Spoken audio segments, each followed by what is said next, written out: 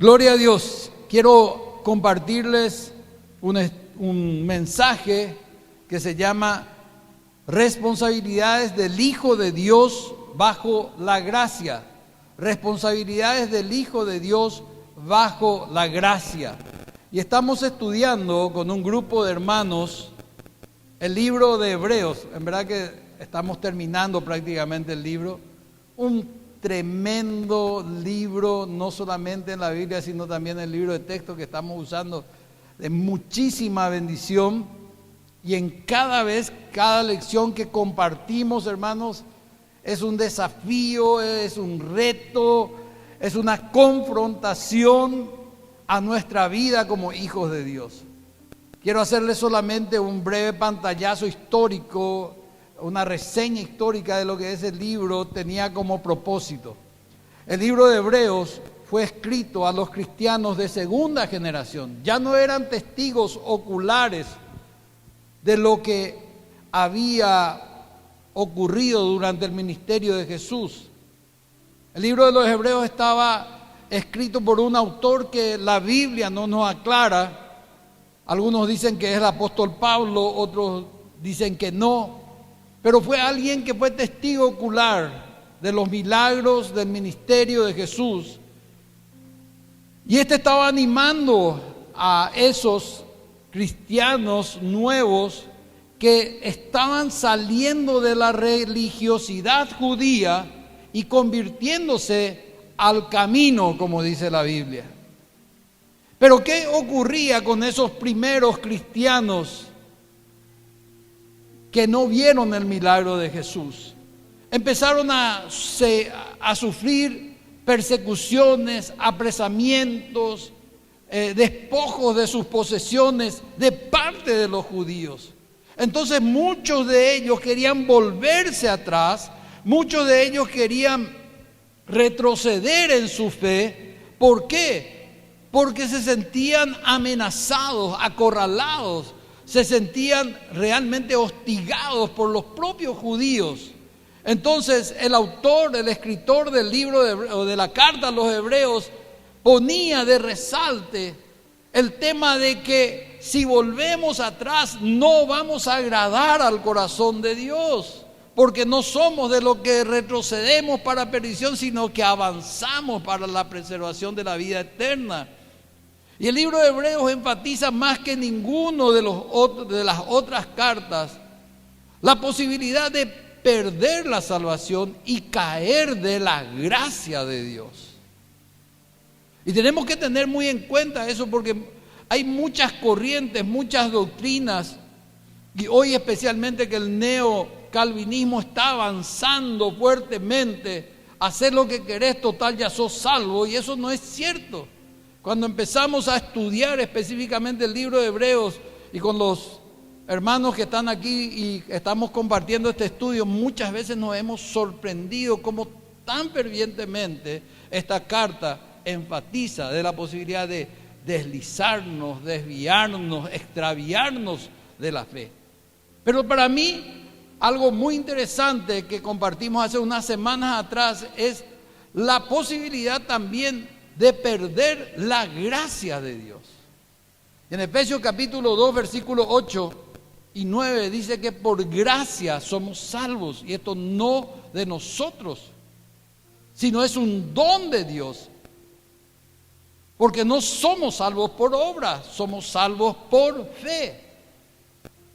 Y la gracia sería como la puerta de entrada a la salvación.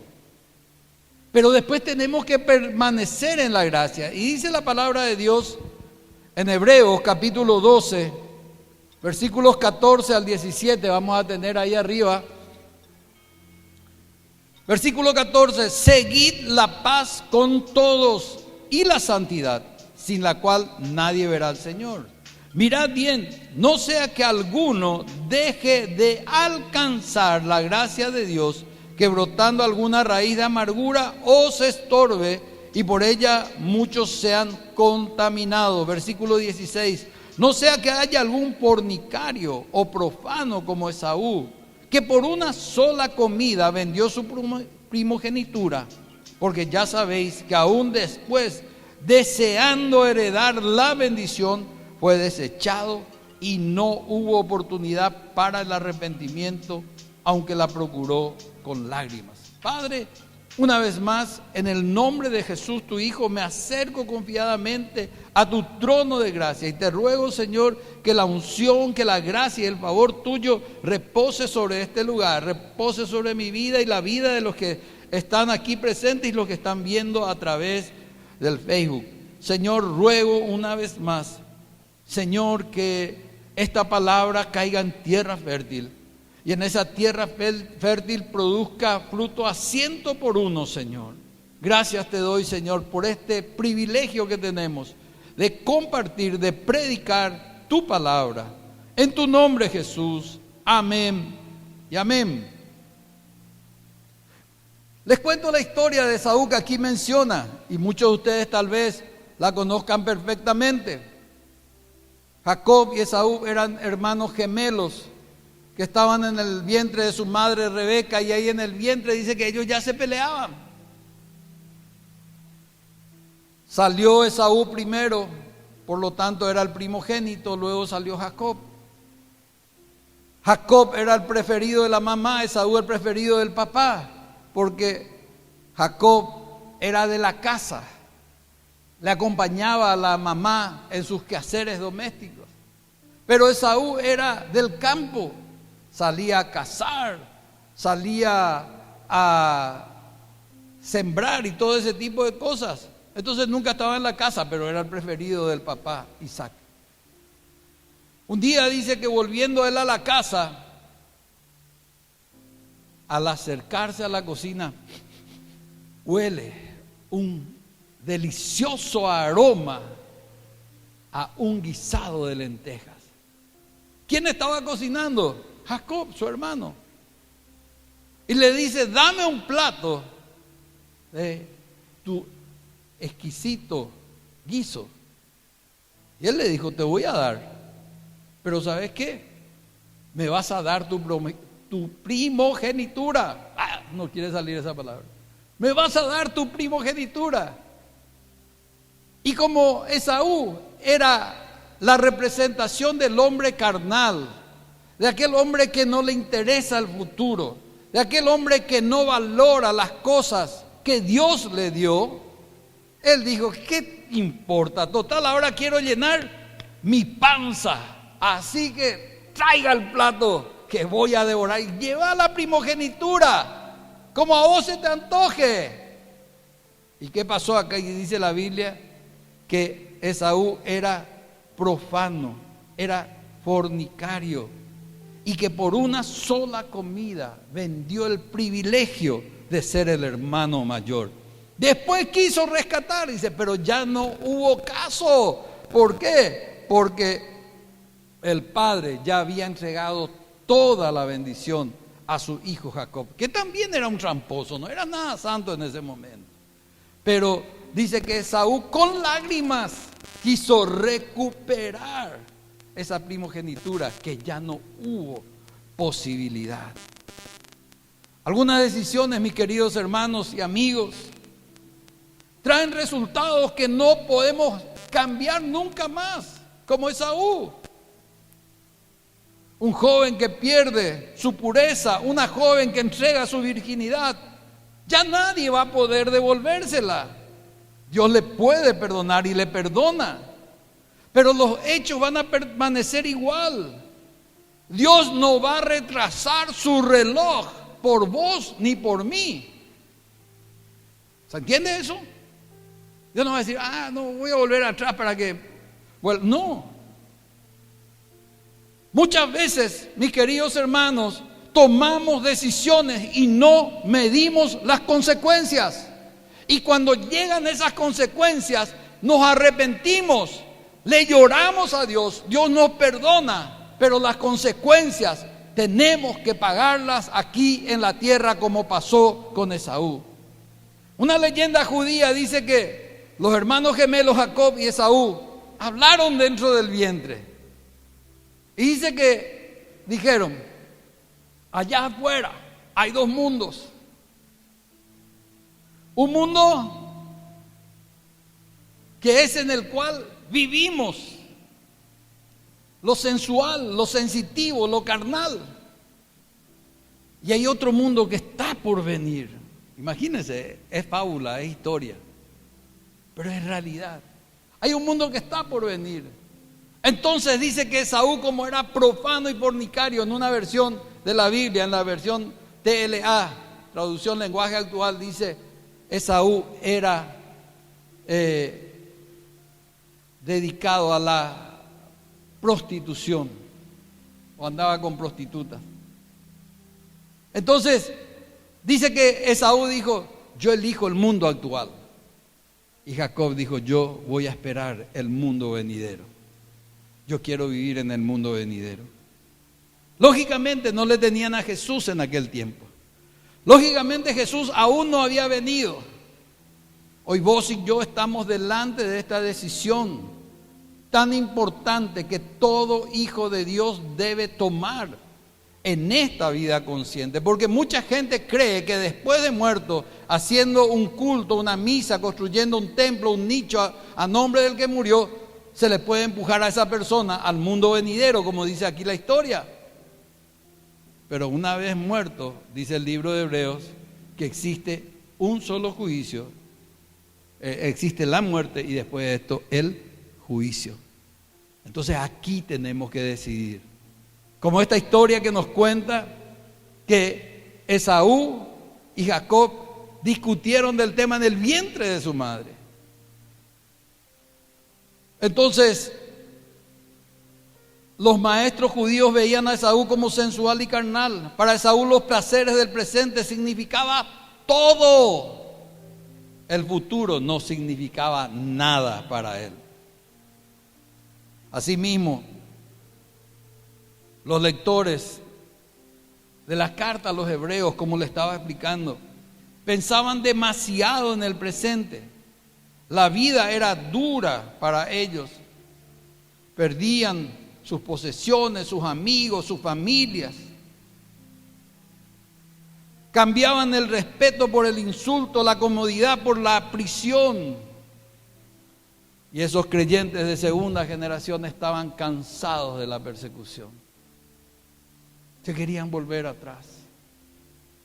Y hoy quiero hablarte de 3 responsabilidades que tenemos nosotros como hijos de Dios para no perder la gracia. Y al perder la gracia perdemos la salvación. El libro de Hebreos es muy claro. Y quiero nombrarte estas responsabilidades de vivir bajo esta gracia. Quiero que permanezcas con el libro de Hebreos ahí en el capítulo 12 para seguirme. En primer lugar dice: seguid la paz con todos. La Biblia nos enseña, hermanos, que las relaciones interpersonales son importantísimas, primordiales. ¿Por qué el escritor de Hebreos, inspirado por el Espíritu Santo, hace énfasis primeramente en nuestras responsabilidades como creyentes, como hijos de Dios, en seguir la paz con todos? Porque Dios no quiere que juntes, que acumules en tu corazón raíces de amargura, odio, enemistades con nadie. Dios prohíbe guardar el odio. Debemos perdonar. Y dice en el libro de Romanos: dejar la venganza en las manos de Dios, porque mía es la venganza y yo pagaré, dice el Señor. Pero a veces nosotros queremos: oh Señor, hay un pipapo, ¿sí o no? Pero deja lugar al Señor, que Él actúe. No le va a matar, pero va a tratar con esa persona. Así como decía la pastora, nosotros tenemos que pedir. Y si confiamos en Él, si somos personas espirituales y no carnales, Dios va a responder. Ahora no me pidas, dice el Señor, que le mate a alguien. Pero el Señor tiene su forma de tratar con la gente. A veces no podemos estar en paz con todo el mundo, especialmente con aquellos que se dicen enemigos de Cristo. Y hoy nosotros vemos qué está ocurriendo en el mundo. Creo que ninguno está ajeno a lo que está ocurriendo en Afganistán. ¿Quiénes son los más perseguidos?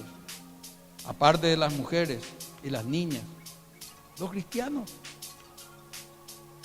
Muchos de nuestros amigos, y específicamente un misionero argentino, quien conocimos hace unos años atrás en Buenos Aires, él tenía un ministerio misionero, él es piloto, y él y su esposa estaban en Afganistán como misioneros argentinos, y su avión era un avión ambulancia, porque 20 años estuvo Afganistán en guerra. Primero cuando los rusos intentaron tomar Afganistán, y luego cuando Estados Unidos se fue y se posicionó en el Golfo, en esa parte del mundo, para luego del 9/11, del ataque a las Torres Gemelas.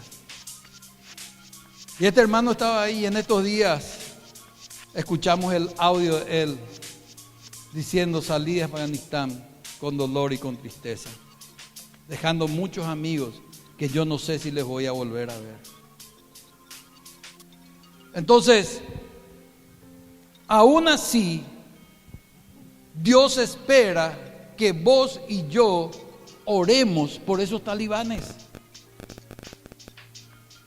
Aún así, Dios está esperando que vos no acumules odio contra esa gente. Aunque a lo mejor podemos decir, tenemos todo el derecho. Miren lo que le hacen a las mujeres, a las niñas. Fotos, videos muy impactantes, muy fuertes. Niños que son lanzados por sus madres encima de los alambrados de púa para que al otro lado los soldados británicos y americanos les reciban para salvarle la vida, y muchos de ellos quedaron enredados en esos alambres. Es para odiarles, pero Dios dice: yo no quiero que les odies, yo quiero que ores. Y si Dios nos ordena amar a nuestros enemigos, ¿cuánto más tenemos que amarnos entre nosotros, los hijos de Dios? En 1 de Tesalonicenses capítulo 5 versículo 13, ¿qué es lo que nosotros leemos? Que el Señor, inspirando a Pablo, dice que tenemos que andar en paz con todos los hombres. Tenemos que vivir en paz. Si pueden avanzar, por favor. En Mateo 5:9, en el Sermón del Monte, dice: bienaventurados los pacificadores. En Mateo 18:15 está la fórmula de Dios para la resolución de conflictos. Si algún creyente, si algún hermano peca contra ti, ve y háblale a solas. Si te escucha, ha ganado al hermano. Pero si no te escucha, ve y busca 2 o 3 testigos, y por boca de 2 o 3 testigos confrontale. Si le escucha, ha ganado al hermano. Pero si en esta segunda ocasión no vuelve a escucharte, dice, llévale delante de la iglesia y de las autoridades. Y si no escucha, ténganle por gentil y publicano. ¿Y qué es lo que primero nosotros hacemos cuando estamos enojados con alguien? Pastor, vos sabés que esa Liliana. Pastor, vos sabés. Y yo le digo, Mateo 18:15, ¿ya aplicaste? ¿Ya hablaste con él, con ella? No todavía, pero yo te tengo que contar a vos, pastor, porque vos tenés que saber primero. Yo no quiero escuchar. Andá, hacé lo que la Biblia te manda. Resolvé esas relaciones. ¿Cuántos alguna vez ya le dije esto? No levante su mano, no hace falta. Pero eso es lo que quiere el Señor cuando dice: seguir la paz con todos. Esa es nuestra primera responsabilidad, hermanos. Seguir la paz con todos. ¿Y qué más dice? En segundo lugar, seguir la santidad, sin la cual nadie verá a Dios. Hermanos, la santidad tiene 2 partes. La santidad tiene una primera parte, que es lo que Dios, lo que Jesús hizo por nosotros. Y la segunda parte es lo que Jesús hace en nosotros. Y no les quiero complicar tanto como dice el libro, pero ¿qué es lo que Jesús hizo por nosotros? Jesús nos justificó, Romanos 5:1, nos justificó delante del Padre. Los injustos fueron justificados por Jesús en la cruz del Calvario. Una obra hace 2000 y pocos años que hoy tiene efecto sobre tu vida y sobre mi vida. Algo que ya ocurrió, te justificó. Entonces, ¿qué es lo que quiere decir eso? Romanos 4:5 dice: justifica al impío que confía en él. Antes de que vos nacieras, antes de que yo naciera, estaba acreditado a tu cuenta, a mi cuenta, la justificación de Dios. Gracias, Geraldo. Antes de que naciéramos, ya teníamos en nuestra cuenta bancaria celestial la justificación. Jesús murió por vos y por mí y por vos que estás viendo también a través del Facebook. Ahora, ¿qué es lo que ocurre? Yo tengo que aceptar la justificación. Tengo que ir hasta el banco celestial recibiéndole a Jesús como Señor y Salvador para que esa justificación tenga efecto sobre mi vida. Y esto no es cuestión de religión, hermanos. Esto no es cuestión de que yo pertenezco a tal iglesia, a tal otra, o aquí o allá. No.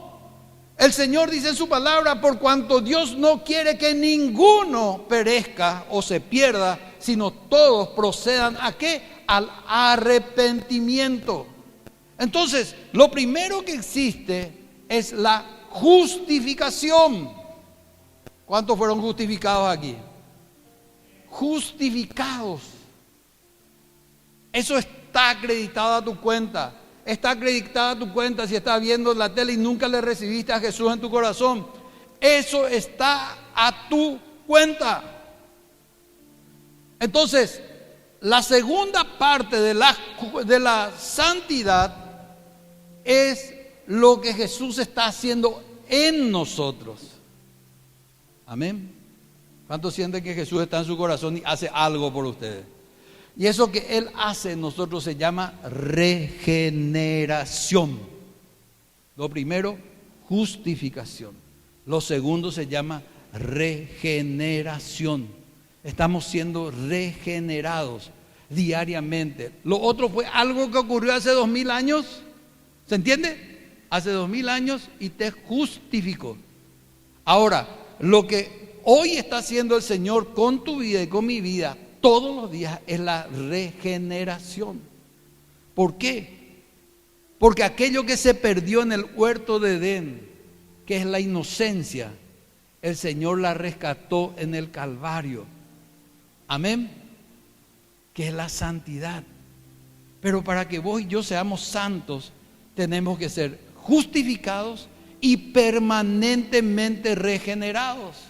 Porque sé que en tu corazón y en mi corazón habita el pecado. ¿Cómo es esto, pastor? ¿Vos sos pecador? Sí, soy pecador igual que vos. Pablo decía: miserable de mí, ¿quién me librará de este cuerpo de pecado? Pues no hago el bien que quiero, sino el mal que no quiero, eso hago. Pablo, el que escribió la mitad prácticamente del Nuevo Testamento, el que fundó más iglesias que ningún otro apóstol, que caminó con Jesús, él se decía que todos los días luchaba contra el pecado. ¿Cuántos más vos y yo? Entonces, tengo que ser justificado, o ya fui justificado hace 2000 años. Hoy vivo en el proceso de regeneración. ¿Para qué? Para santificarme. Es el tercer paso. Justificado, regenerado, santificado. ¿Qué dice? procurad la paz, procurad la santidad, y no es santulonería. Amén. Porque santulonería es lo que la Biblia le llama apariencia de piedad, pero que niega la efectividad de esta. Entonces, cuando hablamos de que Anita, Lourdes, Geraldo y todos los que estamos aquí somos santos, estamos diciendo que fuimos comprados por la sangre de Jesús. Primera de Pedro capítulo 1 versículo 18. Fuimos comprados por la sangre de Jesús, no con oro ni con plata, sino que fuimos adquiridos por algo que no tiene precio: justificación. Y después, ¿qué ocurre en nosotros? Dice comprados, separados del pecado, del mundo, ese que Saúl quería vivir con los deseos carnales para llenar su panza, para fornicar, para vivir en el desbande como él vivía. Vivimos consagrados, separados para Dios. Entonces ustedes se dan cuenta que la santificación no es una cuestión así: me estoy atajando, no puedo. Pablo decía: miserable de mí. Él luchaba. Pero hermanos, dice: el Señor justifica a los impíos que confían en Él. El Señor cada mañana renueva su misericordia sobre tu vida y mi vida, de tal manera que nosotros podemos vivir en santidad. Esa no es una utopía. Amén. Entonces, en la regeneración se refiere a lo que el Señor Jesús hace en nosotros a través del Espíritu Santo. La justificación se recibe del cielo. La regeneración es algo que experimentamos día tras día. Yo voy a tratar de darte un ejemplo. ¿Contra qué luchabas? ¿Cuál era uno de tus vicios o alguna de tus debilidades? Puede ser el cigarrillo, puede ser bingo, binguito, telesuerte y no sé qué historia más. ¿Cuál era tu debilidad? ¿Cuál era tu vicio? Pero superaste. ¿Quién te ayudó? El Espíritu Santo. Porque la regeneración, reitero, es aquí y ahora. Amén. Entonces, cuando nacemos de nuevo, dice en 2 de Pedro 1:4, participamos de la naturaleza divina. Quiere decir que el ADN de Dios viene a nuestras vidas. Y Dios no peca. Amén. Entonces, nuestra santidad es la suma de la santidad justificada y regenerada. La suma de justificación más regeneración es igual a santidad. ¿Se entiende esta ecuación? Entonces, yo soy consciente de que he sido justificado hace 2000 años en la cruz del Calvario. Y estoy siendo regenerado cada día. ¿Para qué? Para producir en mi vida santidad. Amén. Gloria a Dios. Entonces, somos lavados por su sangre. Nacimos de nuevo cuando recibimos al Señor Jesús y el Espíritu Santo vino a habitar en nuestras vidas y participamos de su naturaleza divina. Entonces, tenemos que entender, hermanos, que en primer lugar, nuestra primera responsabilidad como hijos de Dios, ¿qué cosa es? Tenemos que mantener la paz con todos. En segundo lugar, vivir en santidad. Y en tercer lugar, Hebreos 12:15, cuidar ¿qué cosa? La gracia de Dios en nuestras vidas. Dice, vigilando. En otra versión dice, cuidando que ninguno quede privado de la gracia de Dios, no sea que brotando alguna raíz de amargura os perturbe y por ella muchos sean contaminados. Algunos enseñan falsamente que la gracia de Dios depende 100% de Dios. Que depende 100% de Dios. Y cualquier intento de que yo haga por mantener esa gracia, por cuidar esa gracia, es sencillamente obra. Entonces, no, nosotros somos salvos por gracia. Y no es así, hermano. O si no, el autor de Hebreos no hubiese escrito esto de cuidar la gracia de Dios que está sobre nuestras vidas. Amén. ¿Cuántos me están siguiendo? ¿Complico demasiado o está entendible lo que quiero decir?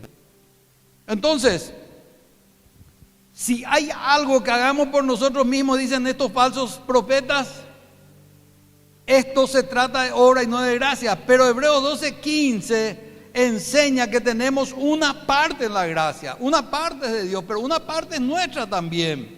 La gracia es algo, y yo puse aquí en mi bosquejo en negritas y entre signos de exclamación, la gracia es algo que podemos perder, hermanos. Podemos perder una comida, podemos perder una clase, podemos perder un avión, un ómnibus, podemos perder una cita con el médico. Así también podemos perder la gracia. Porque la Biblia reitera, dice, mirad, vigilando, dice en otra versión, cuidando, ¿de qué? De que no sea alguno que deje de alcanzar la gracia de Dios. El libro de Hebreos nos advierte en muchísimos pasajes de la posibilidad de perder la gracia y de perder la salvación. Porque eso significa resistir, rechazar, ignorar, descuidar todas estas cosas. Necesitamos gracia, hermanos, de la gracia de Dios, como les dije, la puerta de entrada para la salvación, así como también necesitamos la gracia de Dios para llegar a la meta, al final de la carrera. Es por gracia que nacemos de nuevo. Pablo pidió a algunos de sus discípulos de Corinto, no reciban en vano la gracia de Dios, 2 Corintios 6:1. También le advirtió a algunos creyentes de Galacia sobre el peligro de perder la gracia. Dice, por gracia empezaron la carrera, pero ahora estaban corriendo aparte. Cayeron de la gracia. Entonces, la gracia de Dios está siempre disponible para todos. Pero tenemos que extender la mano, como le dije. Tenemos que abrir ese regalo que es la gracia de Dios y tomarla para nuestras vidas. ¿Cómo puedo perder la gracia de Dios? Como estaban haciendo algunos de estos lectores de la carta de Hebreos.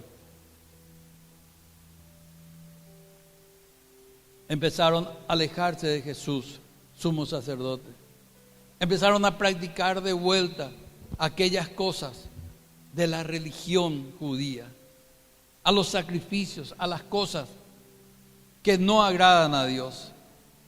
Asimismo nosotros, queridos hermanos, podemos perder la gracia de Dios al alejarnos de Jesús. Hoy nomás falté a la iglesia. El próximo domingo, hoy nomás falté otra vez. Cuando nos dimos cuenta, hace un mes que no nos congregamos. Ay, me levanté tarde, no tengo ganas de orar.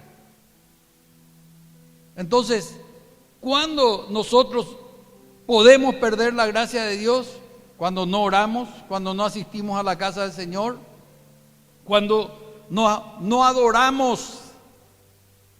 Y aquí les voy a abrir mi corazón y les voy a decir algo que a mí me duele. Y no estoy hablando de que seamos neopentecostales rabiosos de huesos colorados, que saltemos y hagamos volantín y nos paseemos sobre la silla ni nada por el estilo. Yo me paro allá en la puerta, siempre, ¿verdad? Antes de la pandemia ya era así, ¿verdad? Siempre les recibí en la puerta. Me paro allá en la puerta. Y acá estos pobres muchachitos, open bar, como se dice, cantan, tocan, gritan, las nenas saltan, dan vueltas, etcétera, etcétera. Y hay gente que está inerte. Alguna vez pensé pedirle al Espíritu Santo que envíe ángeles y que le sacuda el hombro. Y no digo que te pongas a bailar ni nada por el estilo, pero aplaudíle al Señor. No le aplaudí a los músicos, ni a Pamela, ni nada. Levantá tus manos cuando ellos dicen, levanten sus manos. Porque dice el autor del texto que estamos usando, que es señal de que no estamos cerca de Él, que nos estamos alejando de Él cuando no adoramos. Saben que mis grandes encuentros divinos con el Señor se produjeron a través de la adoración, hermano.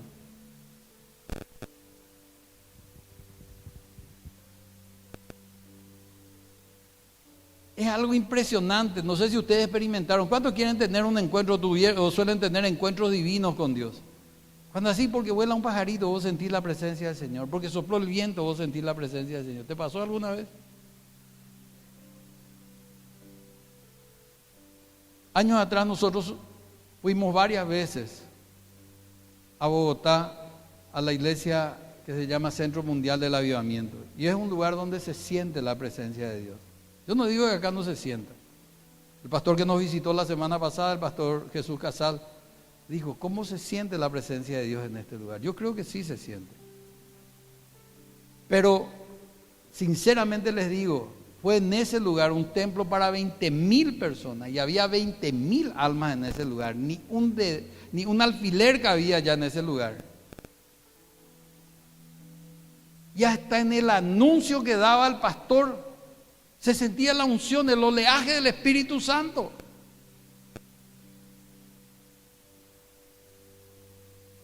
Con tu mamá y tu papá, ¿no? Sí. Hemos experimentado así cosas sobrenaturales del Espíritu. Cosas impresionantes. Fue a través de la adoración que Dios me dio la orden de quedarme en esta tierra roja del Alto Paraná cuando recién había fallecido mi hija hace 27 años atrás. Y me dijo, no te muevas de aquí, aquí te voy a bendecir, pero fue a través de un tiempo con el Señor a solas en mi auto, en una adoración. Voz audible de Dios para que no me mueva de aquí. Entonces, querés tener un encuentro divino con Dios, querés estar más cerca de Jesús. Viví adorándole. No escuché el amén. Nos alejamos de Dios cuando no ofrendamos, cuando no hacemos obras buenas. Nos alejamos de Dios cuando le decimos sí a los deseos carnales y no al Espíritu Santo que nos convence de pecado, de justicia y de juicio.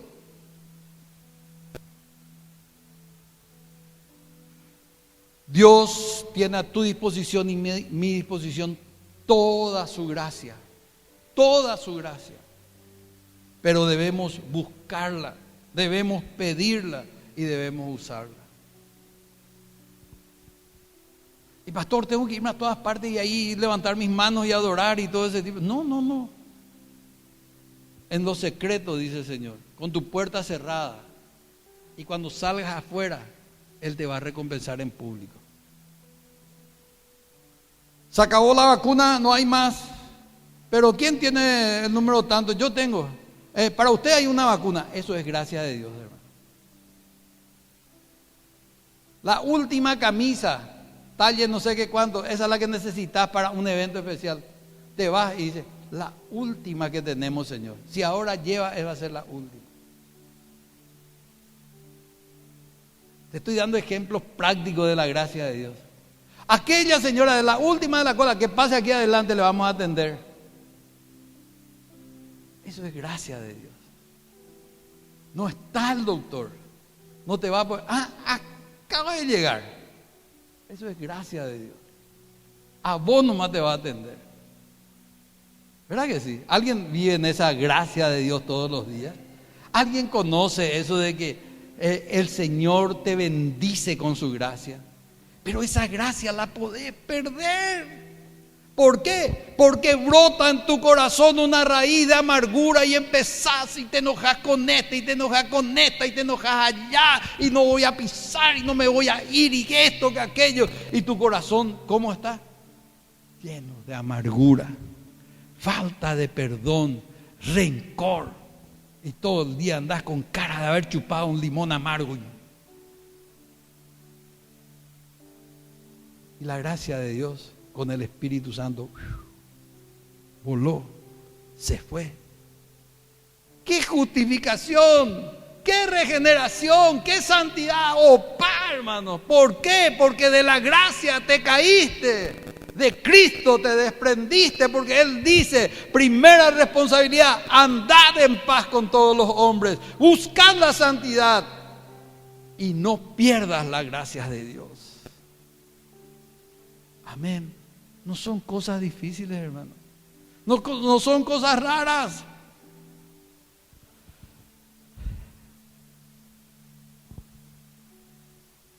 Dice en Hebreos, y esto quiero leerles, porque nosotros estamos de paso aquí en esta tierra, hermano. Hebreos capítulo 10, versículo 35 al 39. Dice, no perdáis pues vuestra confianza, la cual tiene grande recompensa, porque tenéis necesidad de la paciencia, para que habiendo hecho la voluntad de Dios, obtengáis la promesa. Amén. ¿Para qué? Para que habiendo hecha la voluntad de Dios, porque de aquí a un momento, tan solo un momento, el que ha de venir vendrá y no tardará, pero mi justo vivirá por fe, y si retrocede, mi alma no se agradará en él. Pero nosotros no somos de los que retrocedemos para destrucción, sino los que tenemos fe para la preservación del alma. La gracia es para entrar a la vida eterna, pero la gracia también es para perseverar camino a la vida eterna. Amén, amén. No desistas, no te canses. Ejercita tu paciencia. ¿Cuántos están así? ¿Cuándo es lo que va a venir Cristo?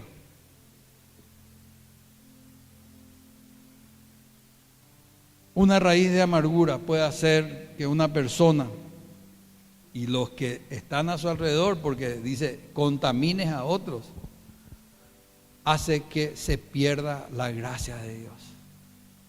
Cuidado con esas raíces de amargura. Cuidado con eso que quiere enlutar, que quiere entenebrecer tu corazón. No lo aguanto como pastora yucasecho. Bueno, no dice yucasecho.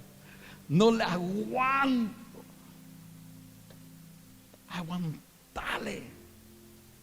Amale. Pero no se puede, pastor, no importa, amale, aunque sea tu suegra. No, Dios no. Acá hay una suegra muy amorosa, ¿verdad, Lili? ¿Verdad? ¿Sí? Bueno. Entonces, las raíces de amargura, y les cuento este secreto y vamos terminando. Las raíces de amargura no crecen en tierra de paz y santidad. Aleluya. Si en tu corazón hay paz y santidad, no hay raíz de amargura que pueda crecer. Aleluya, dale un aplauso a Cristo en esta mañana. Si tu corazón tiene paz y si vos vivís en santidad, no hay raíz de amargura que pueda contaminarte, que pueda cortar la gracia de Dios. Entonces viví en paz, no hables mal de nadie. Trata de vivir en comunidad, en comunión con todo el mundo. No guardes rencor en tu corazón. Amale al que es difícil de amar y con más razón al que es fácil de amar. En resumen, solo Dios puede darte esa herencia eterna del cielo, pero cada uno de nosotros es responsable de vivir para aceptar o rechazar esa herencia que Dios tiene para cada uno de nosotros. Y reitero, recapitulo, todos nosotros, todos los que estamos aquí, los que están viendo por el Facebook, tenemos 3 responsabilidades que cumplir. Debemos tratar de vivir en paz con todos. Debemos tratar de vivir una vida santa, porque sin una vida santa nadie verá el rostro de Dios. Y en tercer lugar, debemos atender de no perder la gracia de Dios y llegar a ser amargados, inmorales o profanos como Esaú. ¿Cuántos dicen amén? Ponete de pie en esta mañana.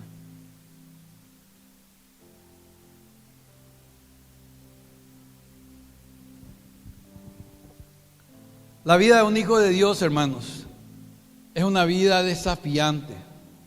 Es una vida de compromisos y responsabilidades. No es recibir a Jesús y decir, yo ya tengo a Cristo en mi corazón, la hará, ok, chao gente, ¿cómo están? Etcétera, etcétera. No, absolutamente no. No puedo cruzarme de brazos. Los creyentes que recibieron esa carta a los hebreos estaban a punto de rendirse, a punto de tirar la toalla. Ya no soportaban las persecuciones, las pérdidas, las cárceles. Y el escritor, aparte de animarles, les retaba y les desafiaba. ¿A qué? Les desafiaba a ser responsables de la gracia de Dios. Hoy, mi querido hermano, mi querida hermana, y no sé si hay personas que hoy están con nosotros por primera vez. ¿Hay alguien que vino por primera vez aquí a la casa del Señor? Somos todos de la casa. Hoy ninguno de nosotros va a poder decir, yo no sabía, pastor. Hoy ya sabes. Hoy ya sabes que la gracia y la salvación se pueden perder. No vivas una vida acomodada. No trates de buscar lo más fácil. No trates de satisfacer los deseos de tu panza, de tu carne, de tu concupiscencia. Jovencito, jovencita, guardate para el día de tu boda, de tu matrimonio. Hermana, hermano, no cedas a la tentación del diablo, aunque te ponga ahí el tipo más musculoso, mi hermana, el churro, el no sé qué, o vos, mi hermano, la modelo 60, 90, o al revés, 90, 60. No cedas ante esa tentación, porque el Señor le llama profanos y fornicarios.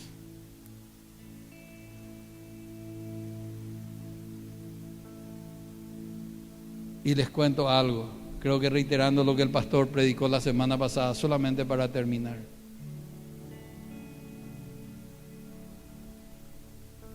Los días no van a mejorar, hermano.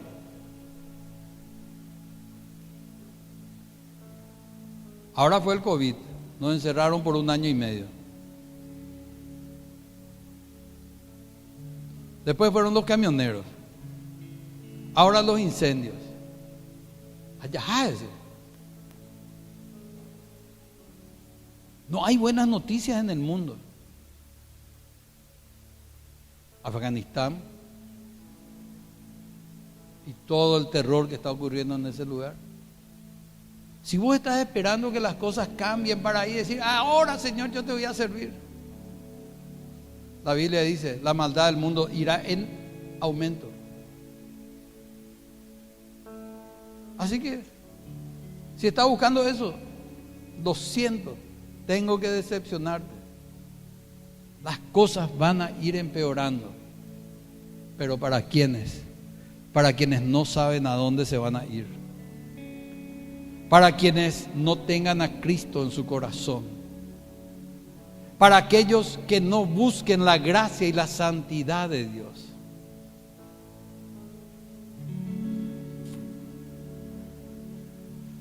Mi hermano, si vos sos un tipo fiel a tu esposa, y aunque el mundo te grite y te diga, cuña, y dominado lorito, oa, vos sos el mejor hombre de la tierra.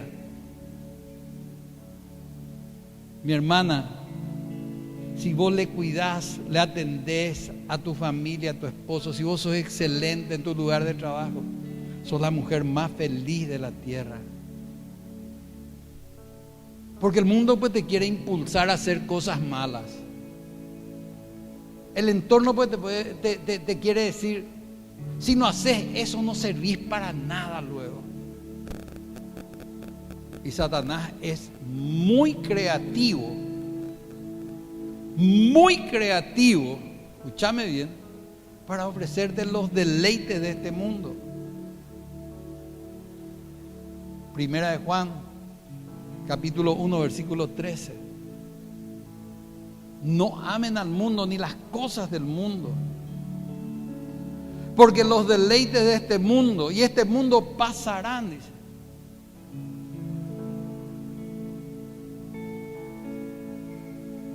Por un minuto de placer, una vida de dolor, SIDA, enfermedades venéreas, un embarazo no deseado, un aborto.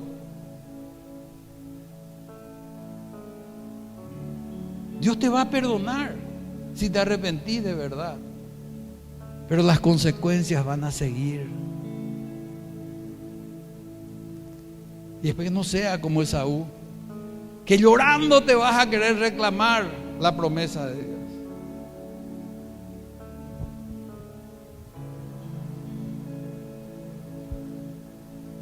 Te alabamos, Señor, te bendecimos, Señor, en esta mañana. Señor, he predicado tu palabra, he predicado aquello que entendí, que pusiste en mi corazón para compartir con tu iglesia, con tu pueblo.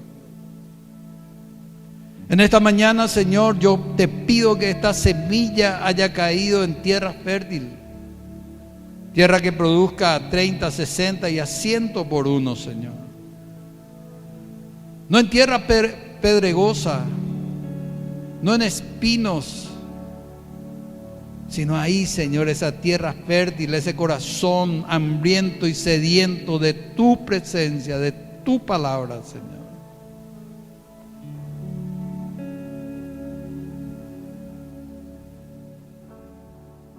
Dejo abierto el altar, porque tal vez alguno sienta que celebración, celebración por ti, celebración, celebración.